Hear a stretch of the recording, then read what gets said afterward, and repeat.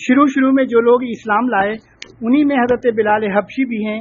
ان کے بعد امین امت حضرت ابو عبیدہ ابن جراح، ابو سلمہ بن عبد الاسد، ارقم بن ابی ارقم، عثمان بن مظعون اور ان کے بھائی قدامہ اور عبداللہ اور عبیدہ بن حارث بن عبد المطلب بن مناف، سعید بن زید اور ان کی بیوی یعنی حضرت عمر کی بہن فاطمہ بنت خطاب اور خباب بن ارد بن مسعود اور دوسرے کئی افراد مسلمان ہوئے.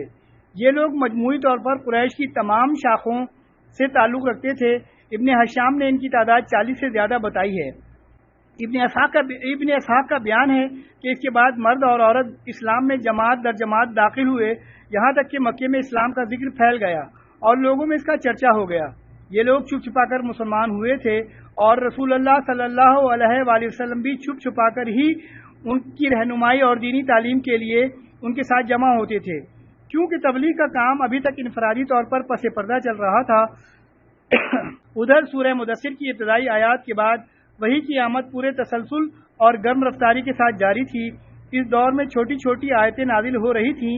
ان آیتوں میں یکساں قسم کے بڑے پرکشش الفاظ ہوتے تھے اور میں بڑا سکون بخش اور جاذب قلب نغمگی ہوتی تھی جو اس پرسکون اور رقت آمیز فضا کے عین مطابق ہوتی تھی.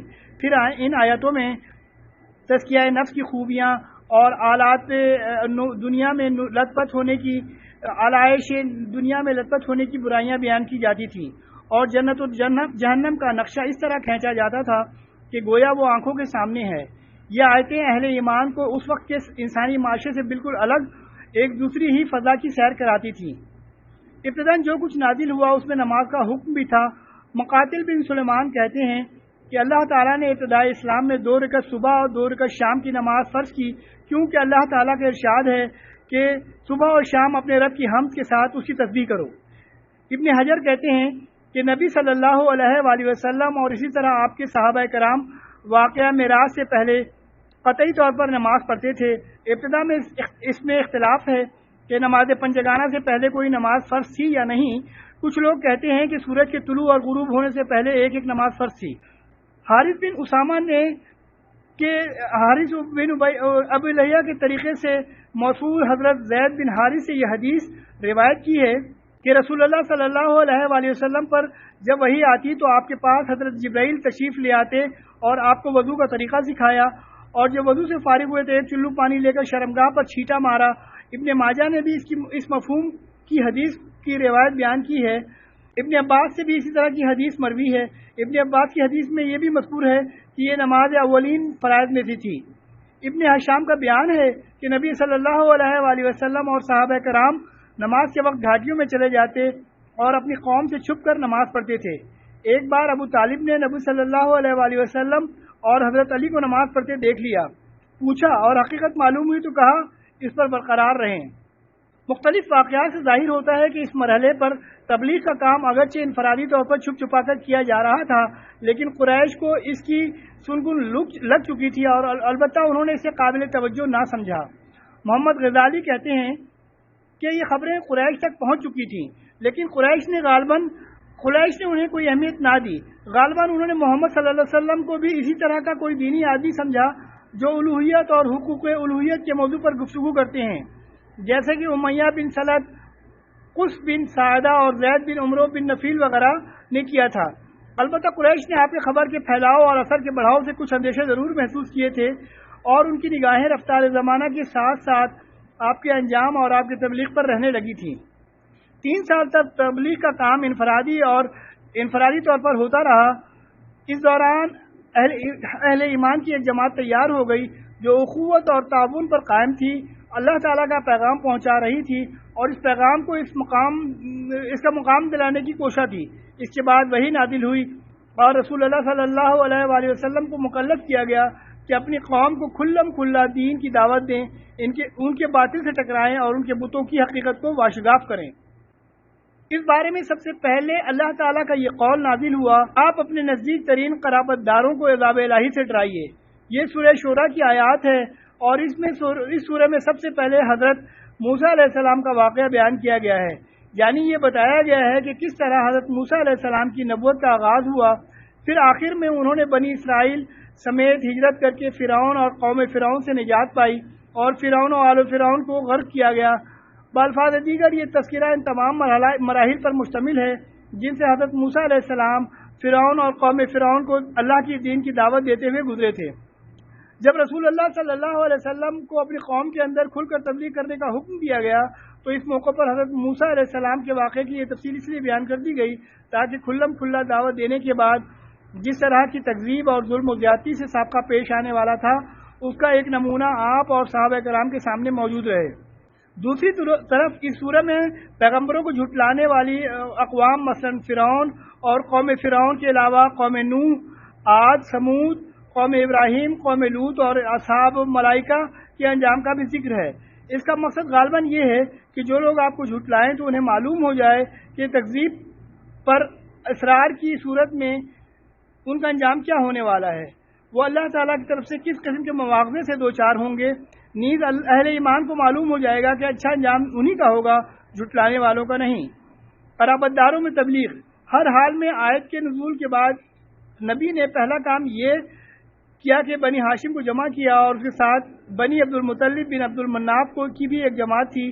کل 45 آدمی تھے، لیکن ابو لہب نے بات لپک لی اور بولا دیکھو تمہارے چچا اور چچیرے بھائی ہیں، بات کرو لیکن نادانی چھوڑو اور یہ سمجھ لو کہ تمہارے خاندان سارے عرب سے مقابلے کرنے کی تاب نہیں رکھتا اور میں سب سے زیادہ حقدار ہوں کہ تمہیں پکڑ لوں، بس تمہارے لیے تمہارے باپ کا خانوادہ ہی کافی ہے، اور اگر تم اپنی بات پر قائم رہے تو یہ بہت آسان ہوگا کہ قریش کے سارے قبائل تم پر ٹوٹ پڑیں اور بقیہ عرب بھی ان کی امداد کریں۔ پھر میں نہیں جانتا کہ کوئی شخص اپنے باپ کے خانوادے کے لیے تم سے بڑھ کر شر اور تباہی کا باعث ہوگا۔ اس پر نبی صلی اللہ علیہ وآلہ وسلم نے خاموشی اختیار کر لی اور اس مجلس میں کوئی گفتگو نہ کی۔ اس کے بعد آپ نے انہیں دوبارہ جمع کیا اور ارشاد فرمایا ساری حمد اللہ کے لیے ہے، میں اس کی حمد کرتا ہوں اور اس سے مدد چاہتا ہوں، اس پر ایمان رکھتا ہوں، اسی پر بھروسہ کرتا ہوں اور یہ گواہی دیتا ہوں کہ اللہ کے سوا کوئی عبادت کے لائق نہیں، وہ تنہا ہے، اس کا کوئی شریک نہیں۔ پھر آپ نے فرمایا اپنے گھر کی طرف سے جھوٹ نہیں بول سکتا، اس خدا کی قسم جس کے سوا کوئی معبود نہیں، میں تمہاری طرف خصوصاً اور لوگوں کی طرف عموماً اللہ کا رسول ہوں۔ بخدا تم اس طرح موت سے دوچار ہوگے جیسے سو جاتے ہو اور اسی طرح اٹھائے جاؤ گے جیسے کہ سو کر جاگتے ہو، پھر جو کچھ تم کرتے ہو اس کا تم سے حساب لیا جائے گا۔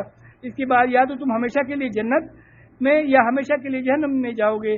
اس پر ابو طالب نے کہا ہمیں تمہاری معاملات کس قدر پسند ہے، تمہاری نصیحت کس قدر قابل قبول ہے اور ہمیں تمہاری بات کس قدر سچی جانتے ہیں، اور یہ تمہارے والد کا خانوادہ جمع ہے اور میں بھی ان کا ایک فرد ہوں۔ فرق اتنا ہے کہ میں تمہاری پسند کی تکمیل کے لیے ان سب سے پیش ہوں، لہذا تمہیں جس بات کا حکم ہوا ہے اسے انجام دو، بخدا میں تمہاری مسلسل حفاظت و اعانت کروں گا، البتہ میری طبیعت عبد المطلب کا دین چھوڑنے پر راضی نہیں۔ ابو لہب نے کہا خدا کی قسم یہ برائی ہے، اس کے ہاتھ دوسرے سے پہلے تم لوگ خود ہی پکڑ لو۔ اس پر ابو طالب نے کہا خدا کی قسم جب تک جان میں جان ہے ہم ان کی حفاظت کرتے رہیں گے۔ جب نبی صلی اللہ علیہ وآلہ وسلم نے اچھی طرح اطمینان کر لیا کہ اللہ کے دین کی تبلیغ کے دوران ابو طالب ان کی حمایت کریں گے تو ایک روز آپ نے کوہ صفا پہ چڑھ کر یہ آواز لگائی کہ یا صباح یا صباح۔ یہ سن کر سارے قریش کے قبائل آپ کے پاس جمع ہو گئے اور آپ نے انہیں خدا کی توحید اور اپنی رسالت اور یوم آخرت پر ایمان لانے کی دعوت دی۔ اس واقعے کا ایک ٹکڑا صحیح بخاری میں ابن عباس کی رضی اللہ سے مروی ہے کہ جب آپ کوہ صفا پہ چڑھ کر بطون قریش کو آواز لگائی کہ اے بنی فہر، اے بنی عدی، یہاں تک سب کے سب اکٹھا ہو گئے، حتیٰ کہ اگر کوئی خود نہ جا سکا تو اس نے اپنا قاصد بھیج دیا کہ دیکھیے کیا معاملہ ہے۔ غرض قریش آ گئے، ابو لہب بھی آ گیا۔ اس کے بعد آپ نے فرمایا تم لوگ یہ بتاؤ اگر میں خبر دوں کہ ادھر وادی میں شہسواروں کی ایک جماعت ہے جو تم پر چھاپا مارنا چاہتی ہے تو کیا تم مجھے سچا مانو گے؟ لوگوں نے کہا ہاں ہم نے آپ پر سچی کا تجربہ کیا ہے۔ آپ نے فرمایا اچھا تو میں تمہیں ایک سخت عذاب سے پہلے خبردار کرنے کے لیے بھیجا گیا ہوں۔ اس پر ابو لہب نے کہا تو سارے دن غارت ہو تو نے ہمیں اسی لیے جمع کیا تھا۔ ابو لہب کے دونوں ہاتھ غارت ہو اور وہ خود غارت ہوا۔ اس واقعے کا ایک ٹکڑا امام مسلم نے اپنے صحیح میں حضرت ابو ہریرہ سے روایت کیا ہے کہ وہ کہتے ہیں کہ جب آیت نازل ہوئی تو رسول اللہ صلی اللہ علیہ وسلم نے پکار لگائی۔ یہ پکار عام تھی، یہ پکار عام تھی اور خاص بھی. آپ نے کہا اے جماعت قریش اپنے آپ کو جہنم سے بچاؤ، اے بنی کعب اپنے آپ کو جہنم سے بچاؤ، اے محمد کی بیٹی اپنے آپ کو جہنم سے بچا، کیونکہ میں تم لوگوں کی اللہ کی گرفت سے بچانے کا کچھ بھی اختیار نہیں رکھتا. البتہ تم لوگوں سے نسب و قرابت کے تعلقات ہیں جنہیں میں باقی اور تر و تازہ رکھنے کی کوشش کروں گا. یہ بانگ درا غایت تبلیغ تھی. رسول اللہ صلی اللہ علیہ وسلم نے اپنے قریب ترین لوگوں پر واضح کر دیا کہ اب اس رسالت کی تصدیق ہی تعلقات پر موقوف ہے، اور جس نسلی اور قبائلی عصبیت پر عرب قائم ہیں اس پر خدائی انذار کی حرارت پگھل کر ختم ہو چکی ہے. اس آواز کی